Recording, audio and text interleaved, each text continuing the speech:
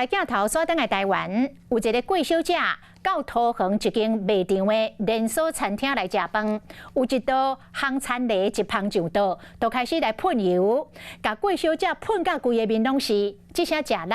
贵小姐毋若烫到目睭皮的留一个疤，嘛去伤到目睭的眼角膜。 即摆参要骑车都有困难，啊！互贵小姐上界气愤的是，店家到单拢无提出着补偿的方案，啊！餐厅是回应讲，解决的方案目前要咧讨论。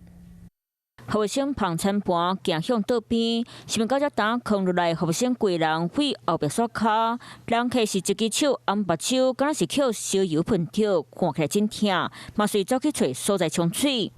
目睭四周围弄大甲济，目睭皮含目睭感冒嘛受伤。代志就发生伫顶礼拜29号，贵小姐去桃园连锁卖场餐厅食饭，小虎来烘餐梨芳上刀，芳开就也未偏着，就先喷到规边拢是油。左上角那个马上爆开，这样子喷到我眼里，它可以从桌上往上喷溅到我的脸，那个力道非常的大。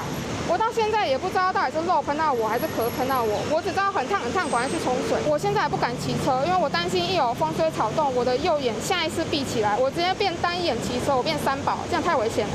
贵小姐讲，若目睭皮红烫个老疤，目睭感冒，嘛需要一段时间才会当好理理。贵宾嫌嘛非常，不过代志发生个当已经过3天，店家嘛是无讲要赔偿。那你为什么昨天不关心，昨天也不关心？昨天我一个人在长庚医院。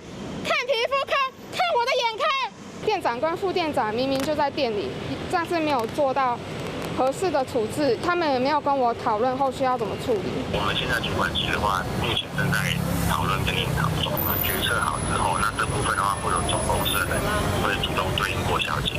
连锁餐厅回响，今摆要搁伫咧讨论要如何赔偿，相信下晡得联络对方。郭小姐敢若邮费和交通都开要上班，敢若希望店家会当负责任，互小姐一个交代。